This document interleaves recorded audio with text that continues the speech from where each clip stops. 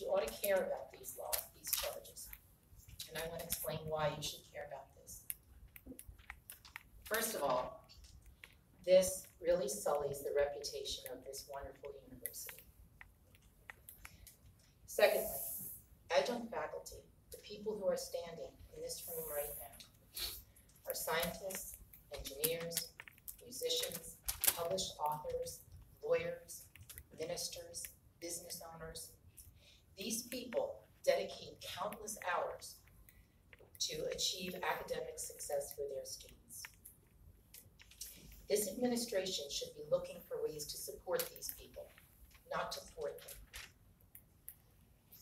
It is a waste of our talent to be excluded from the academic life of the community, to be prevented from attending meetings and recognition events, and to be forced to meet with students in inadequate office space. It is unfair that we receive lower salary than our counterparts in Boston and Amherst, who provide the same high-quality education that we do on this campus. It is outrageous that we are the only campus, that we are the only group in the UMass system that does not offer health benefits or pension to adjunct faculty. This refusal to offer health benefits has real life and death consequences. As a matter of fact, last year, my good friend, a former faculty member here, Eric Bourgeois, died of a health condition that might have been prevented if he had health insurance. There is a faculty member in this group right now, currently being treated for cancer, who only has ACA, and who has been a faculty member here for many, many years. It is wrong to say, as was stated by a faculty spokesperson in the Boston Globe, that we deserve less pay and no benefits because we don't meet with students and we don't mentor them. This is patently untrue. And even if it were true, what a way to attract students to this campus. Imagine wanting to go to a school where half of the faculty members aren't required to meet with you outside of your classroom. We have been working without a contract for 2.5 years. We welcome any sincere effort to work collaboratively with this administration, but we will continue to resist unfair negotiation and unreasonable demands. It is long past the time for President Marty Meehan, Chancellor Jackie Maloney, and the members of this board to treat the adjunct faculty at UMass Lowell with fairness and equity. When you do, you will realize the full benefit of these dedicated professionals, and we do not intend to rest until that happens. Thank you.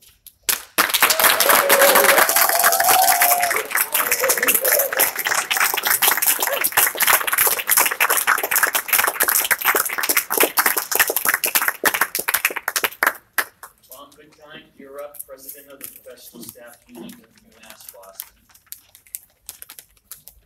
Good morning, Lowell. Shortly after celebrating our 50th anniversary, UMass Boston entered a prolonged crisis whose roots are as deep as the pilings supporting our buildings on the landfill. While our campus was ground zero for the 1970s NBN corruption scandal, even the Ward Commission, in all its detailed glory, didn't fully grasp the time bomb planted in our substructure. Facing legislators who were timid about taxation and willing to look the other way as the cost of higher education was transferred from the Commonwealth to individual students, successive UMass Boston administrations struggled with the substructure. The ultimate result of those efforts was the campus master plan of 2009 to 2011, which was over-optimistic in its expectations for both enrollment and associated revenue, and which also revealed a campus administration and a board of trustees far too willing to pass the debt for construction of public buildings onto the backs of some of the UMass system's poorest students. How far back we go depends on how much truth we can stand. Reading the recent President's Office review of the UMass Boston budget process, one might think the roots of our crisis lie in nothing more than the recent budgeting and accounting incompetence of our previous administration. And listening to our Board of Trustees chairman, one might believe that, and I quote, the campus was mismanaged for a decade and there was a culture that was corrupt.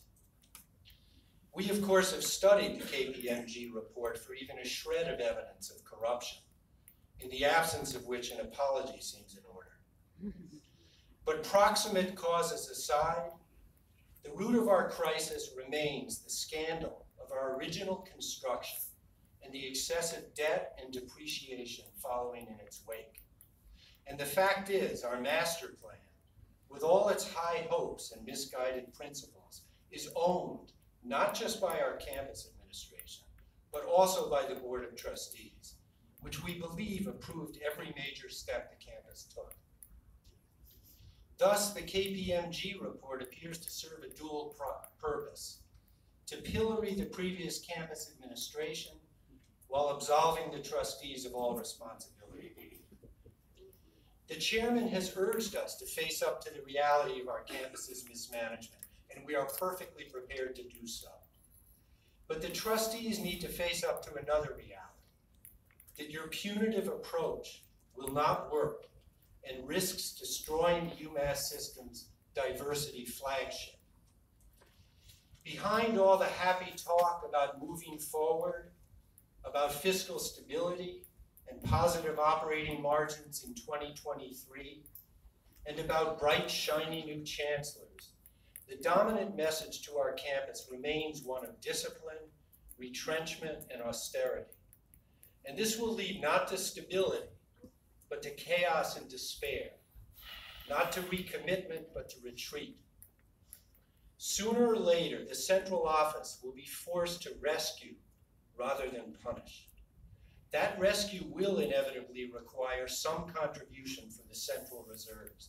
We have proposed $5 billion right now, coupled with a legislative effort in order to complete some iteration of the master plan without destroying the campus's mission and morale. The substructure must be dealt with, and the effects on the campus budget of construction debt and depreciation must be addressed.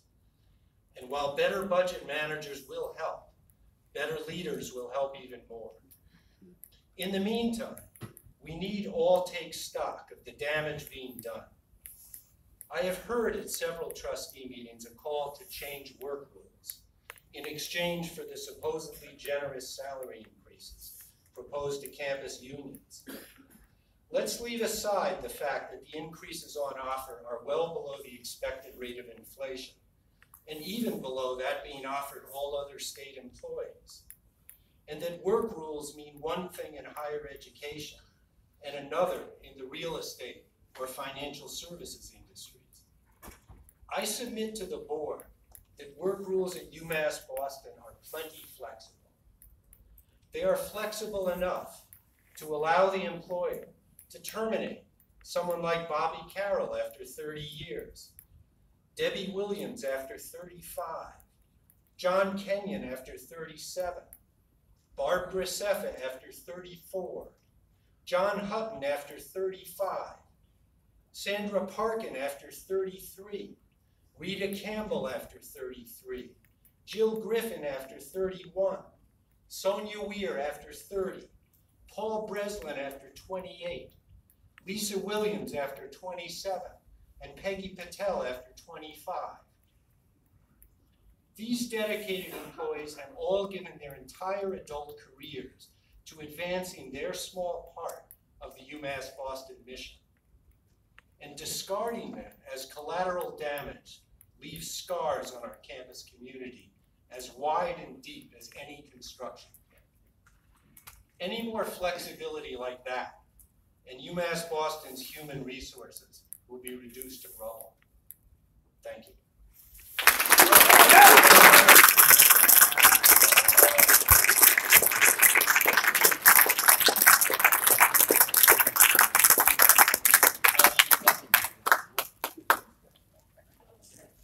Yep.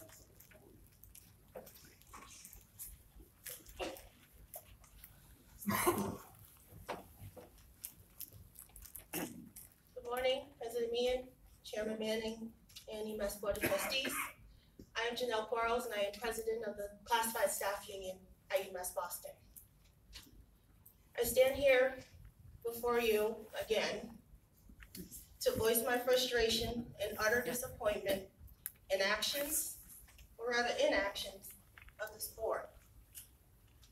I go back and forth as to whether to call it inaction, as I believe that you are actively trying to undermine the successful growth of UMass Boston, or an inaction, as I believe that if it is your position that UMass Boston was operated in a culture of corruption for 10 years, then you, as the stewards of the institution, have done nothing to stop it. Action in that you allow the building of, as you put it, Chair Manning, yoga studios and pretty lighting to go up while people are working in unsafe buildings.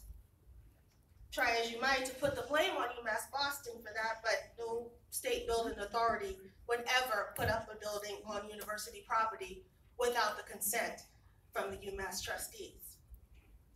Inaction in that you have the power to restore the positions of 33 frontline staff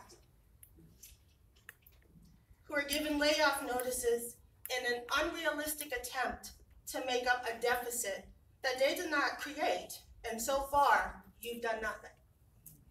You see, action and inaction, it's hard to tell which one it is. If your response to my assertions is that cuts are necessary to balance the books, I would ask if you truly believe that cutting receptionists, admin assistants, IT customer service specialists, groundskeepers, and admission staff is really going to get you the biggest bang for your buck.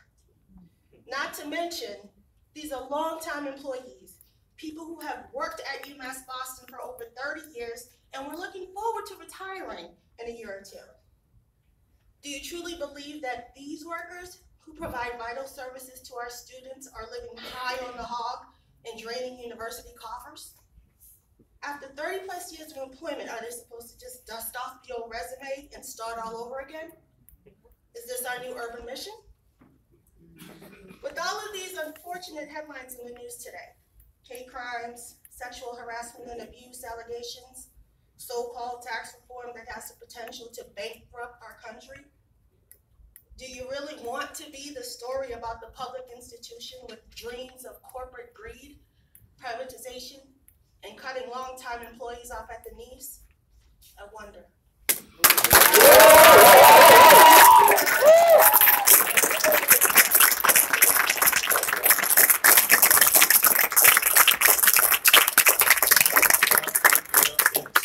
UMass Fossil Fuel Divestment Campaign at UMass Amherst.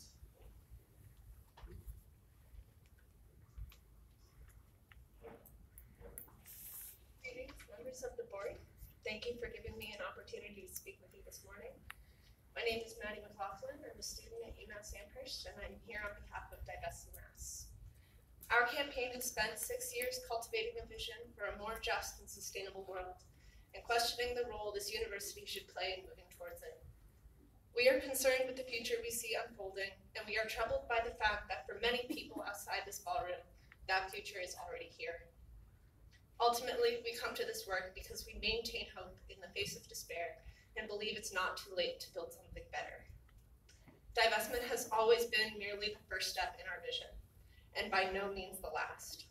We fully recognize that tackling climate change is an issue that extends well beyond divestment. Climate change did not happen on its own. It is undoubtedly human behavior that has led us to this moment. Divestment was an attempt to get to the root of the problem, to start a conversation about what effectively combating climate change looks like. At the core of our work has been an understanding for the need for a framework of environmental justice in order to mitigate the unequally distributed effects of climate crisis. A pipeline funded in New York City spills, and the water of indigenous and low-income communities in South Dakota is tarnished. A hurricane, the magnitude of which is heightened by activity in the global north, hits Puerto Puerto Rico, and over 1,000 people died. For us, environmental justice is about people, and climate change is a social justice issue. It is about centering the lives of people facing the adverse impacts of this crisis right now. And we have never suggested that this would be achieved through divestment alone. While we acknowledge the various sustainability efforts the university has taken, we find them insufficient to the demands of environmental justice. Being leaders in the face of climate change means standing in solidarity with those on the front lines. You have acknowledged your devotion to a leadership role in fighting climate change. We are here today to say that acting towards environmental justice is imperative in the project of improving the lives of the people of the Commonwealth, the nation, and the world. In spring 2016, myself and 33 others were arrested by UMPD in an act of civil disobedience, compelling this body to commit to fossil fuel divestment. We felt that this was the only way to bring the urgency of the climate crisis to you.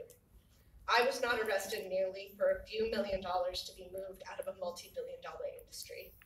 I engaged in this action because of the story that Divest UMass has always told, one of the possibility of social transformation in the face of environmental injustice. At this dire moment, true leadership demands rising above a bar that has been set far too low by dominant institutions. It requires critical reflection and cooperation. We trust that you are committed to the moral imperative of effectively fighting climate change. As such, we'd like to use this public forum to request a meeting with President Meehan and Chairman Manning by March 1st, 2018, to discuss our vision of the role UMass can have in achieving environmental justice. We are urging you today to be as committed as we are, to allow your actions to live up to the weight of your words and the demands of this moment. Thank you.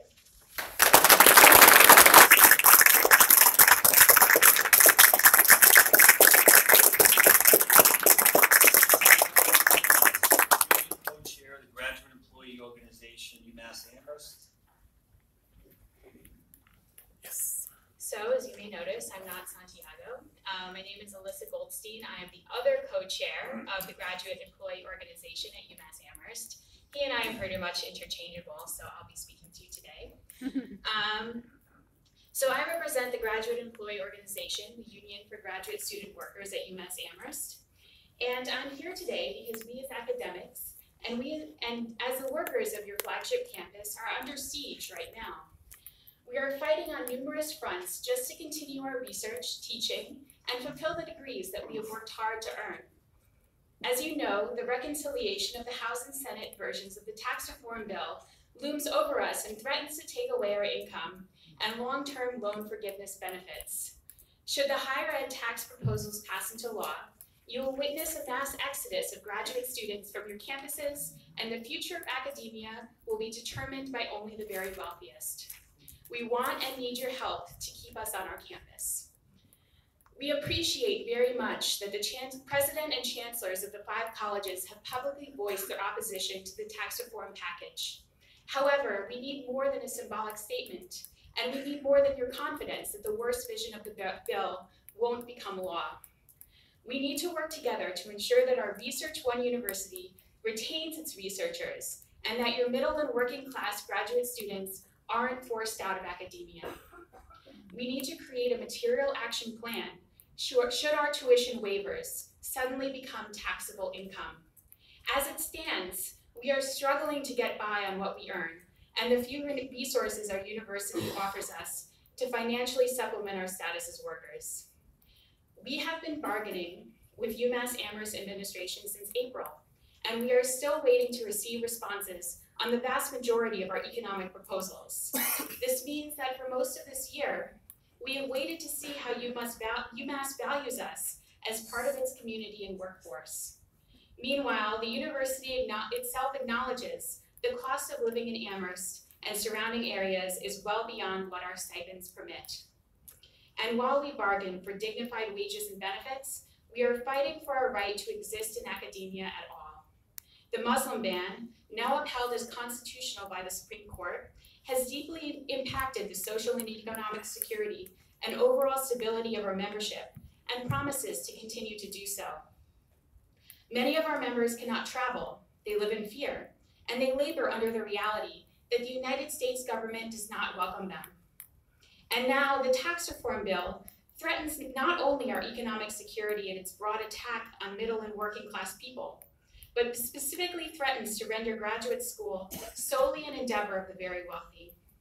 Should the House's higher education provisions pass, we will lose our income, lose long-term loan forgiveness opportunities, and all the work we have put in towards our degrees will become moot. Universities would lose our scholarship, our teaching experience, and the diversity that makes UMass classrooms conducive to learning. We call upon the UMass Board of Trustees to help continue the flagship's outstanding reputation for research and academia by protecting graduate students and workers.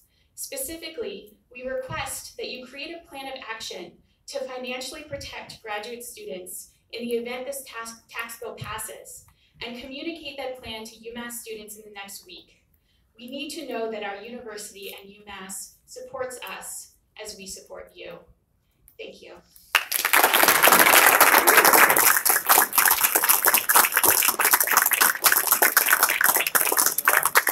President of the Massachusetts Society of Professors, UMass Amherst Labor Center.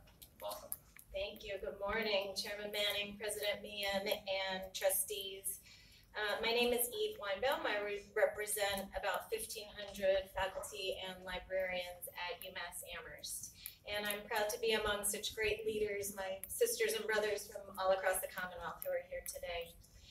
This month is my 20th anniversary at UMass Amherst, and I was thinking about it recently because when I interviewed for my job, I asked about the university's economic situation, and a senior colleague who had recruited me to UMass told me that I was lucky because the university had just been through a serious budget crisis and a lot of cuts had been made, but that was all behind us and there were only good times ahead. Well, those good times didn't even last a year. Starting in 1998, the year I arrived at UMass, a succession of Republican governors and willing Democratic legislators instituted a series of tax cuts. They slashed income tax, interest and dividends tax, and they raised deductions. Sound familiar? That ended up costing the state more than $3.5 billion every year, continuing to the present. This amazing shrinking budget was used as an excuse for disinvesting in public higher education. Around the same time I arrived at UMass, and I'm trying not to take this personally, the state began more than a decade of disinvestment in higher education. Since 2001, state spending per student has fallen by 33%. A full third of our per student funding has been cut. So when I hear you talk about efficiency and effectiveness and tightening our belts, you should know that faculty and staff are already working harder and longer to teach more students with fewer resources every year. This is not sustainable, and it's not a business model that any of you would wish on your own organizations, because it's demoralizing. In order to be a great university, we have to recruit and retain the very best staff and faculty. The private universities know this, and it's one of the reasons for the widening gap between private and public institutions in Massachusetts over the past 20 years. When you have a staff and faculty who feel disrespected and undervalued, you cannot have a healthy university or a productive, creative, innovative environment for teaching students. The good news is that for the past year or two, our Commonwealth has not been in a crisis. The Massachusetts economy is extremely strong. The state is at nearly full employment. The stock market is at record highs, and all economic indicators are positive. So what do you think are fair salary increases in this economic environment? A couple of months ago, when the local Fox News station was reporting on raises for staff in the UMass President's office, President Meehan correctly explained that their 2.5% average increase per year was not a lot. As President Meehan pointed out at the time, 2.5% is, quote, lower than the state average. So why are we being presented with a raise of less than 1% in the first year of the contract and less than 2% in subsequent years? We have a lot of outstanding economists at UMass, and not one of them believe that those numbers will keep up with inflation or the cost of living over the next 3 years. Your own budget that this board approved in July predicted costs to rise by 3% this year for everything except the workers. You have a lot of power here. Investing in higher education is a choice, and we are asking you to work with us to get more for UMass. It's about fair salaries, but it's also about everything you've just heard. It's about equity and respect and good jobs and ensuring that we all have the resources we need to deliver the truly excellent education our students deserve. Thank you.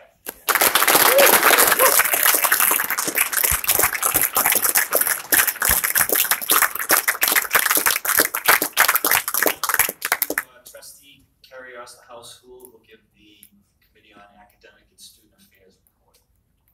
Thank you, Chairman. The Committee on Academic and Student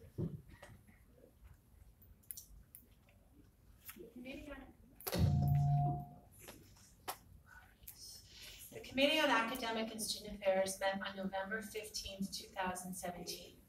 The committee approved the minutes of the September 6, 2017 CASA meetings held in both open and executive session. Following brief reports from the Chair, President Meehan, and Senior Vice President Williams, the members considered and voted on 4 action items and voted to have the 4 items placed on a consent agenda for the board action today. The 4 action items voted and approved for today's full board action include document T17-065, an MS in Finance from the University of Massachusetts Dartmouth, document T17-408, a BA in Sports Leadership at the University of Massachusetts Boston, document T17-066, appointments to named professorships, including endowed chairs at the University of Massachusetts Amherst and Dartmouth, document T95-022, a revision to the academic personnel policy at the UMass Medical School. There's also a discussion item entitled Protecting Our Investments, AQUAD and PMYR Accountability Initiatives, T17-067. There is also one information item, the Fall 2017 Preliminary Admissions and Enrollment Report, T17-075. CASA then voted to enter into executive session pursuant to Massachusetts General Law, Chapter 75, Section 4, for the purpose of considering 4 action items. The first 3 action items were voted for inclusion in the consent agenda for today's full board action were document T17-068, 4 appointments with tenure at the University of Massachusetts Amherst, Boston, and Lowell. Document T17-069, 7 awards of tenure at the University of Massachusetts Amherst. Document T17-070, 1 transfer of tenure at the University of Massachusetts Amherst. And document T17-076, honorary degrees at the University of Massachusetts Dartmouth and Lowell. The honorary degrees will be voted on by the full board in executive session today. That completes my report, Chair Manning. For those of you who are wondering what's going on, we're going to do the committee reports and have a consent agenda vote which combines all the votes at the end. So now we'll move on to Trustee Jim Bonomo for Committee on Administration and Finance. Thank you, Mr. Chair. The Administration and Finance Committee of the Board met on November 29, 2017 in Boston. I began with an update on the year-to-date tax revenue collections for the state. Year-to-date tax revenue collections totaled $8.2 billion, up $205 million, or 2.6 more than the state took in last year at the same time. State revenues through October are running $178 million above the benchmark used in developing the state's fiscal 18 budget. With just under 1/3 of anticipated fiscal year 18 revenues collected, the state's overall tax revenue collections remain closely aligned with the forecasted revenues. President Meehan provided an update on the Chancellor's search at UMass Boston, indicating a future in securing UMass, and indicated also that we were securing University of Maryland, Baltimore County President Freeman Abowski, who chaired the President's Advisory Commission on Educational Excellence for Academic Americans and was named one of the 100 most influential people in the world by the Time magazine to serve on the search committee as a consultant. He also acknowledged a letter that he and the 5 chancellors sent to Congress in opposition of the tax reform package, H.R. 1, the Tax Cuts and Jobs Act, that threatens the financial stability of universities and specifically and unfairly targets college students, particularly graduate students. This proposed tax plan reduces tax benefits and savings for college students, increases the financial burden on the student loan borrowers, and effectively creates a more financial barriers to college students of limited means. Lisa then provided an overview of the status of the ANF roadmap, including progress on initiatives such as an ANF executive dashboard and the enterprise risk management projects, both currently underway. She also highlighted that a system-wide reserve policy is under development and planned for our discussion at the April meeting. In terms of the fiscal 17 results, she reported that the university's actual results were positive and better than budgeted estimates. Capital projects. The quarterly capital update was presented with 2 projects requiring votes this quarter. Preliminary campus estimate, vote 1, Amherst campus core accessibility, waterproofing, and landscaping improvements for $16.5 million, and full project approval, vote 2 for Lowell Coburn Hall renewal and additions for $15 million. Both projects had identified funding that was built into the financial forecast for the campuses. Financial forecast, a refresher of the 5-year financial forecast presented in September was provided, specifying changes made, revenue and expense assumptions, and the impact of these on key financial ratios. A few highlights and key takeaways. Our financial stability is improving through deliberate growth strategies.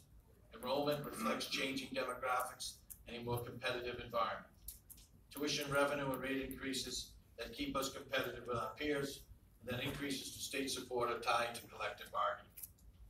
The forecast also highlights some areas that we need to continue to focus on, especially if we expect to maintain our standing with the rating agencies, including our need to grow online program, increase our endowments, and develop new strategies to grow revenue and increase our margins.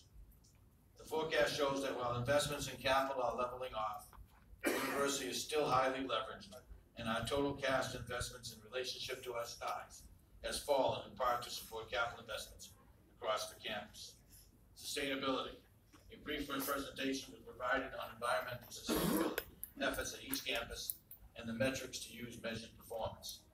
This annual report, the first since the sustainability policy was adopted last year, demonstrates the university's commitment to the policy and our efforts to address climate change, waste, recycling, transportation, sustainable food services, among other initiatives on our campus. The Clary Report. Lastly, a high-level overview of the annual Clary Report was provided, which contains a summary of crime statistics for the university for the last 3 calendar years. This report will be brought for a fuller discussion at a committee of the whole in a future meeting of the board. Action items. There was one action item on the agenda. Review quarterly capital update, approve changes to that approved capital project, document T16067 as amended. It was approved by the committee and placed on the consent agenda for today's meeting. Mr. Chairman, that concludes my remarks. Thank you, Jim. We'll now hear from Mary Burns, Chair of Advancement.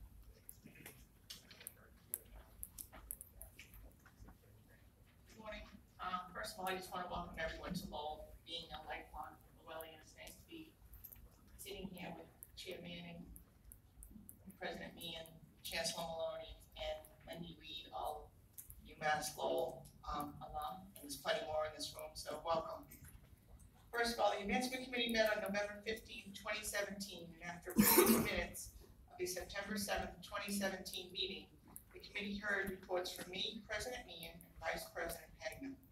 The campuses also reported on fundraising through the first quarter. Vice President Hagman then provided a summary of the system-wide major gift summit that took place during the first week of November, which brought together all major gift offices from across the system to discuss the changing landscape of major gift fundraising and best practices. John Hayes, Vice Chancellor at the Medical School campus, then provided the committee with a very informative and impressive presentation on the strategy and growth of the reunion program at the medical school. During the reports, it was noted that collectively, system-wide, new commitments are up 35% over the first quarter of fiscal year 17, from 28.6 million to 38.5 million. This growth is mainly attributed to an important gift to the medical school in the first quarter of the year by the Li Weibo Charitable Foundation in China. Chancellor Collins, might I ask you to say a few words about this gift to the board? Thank you very much, Trustee. Mr. Li Weibo is a commercial real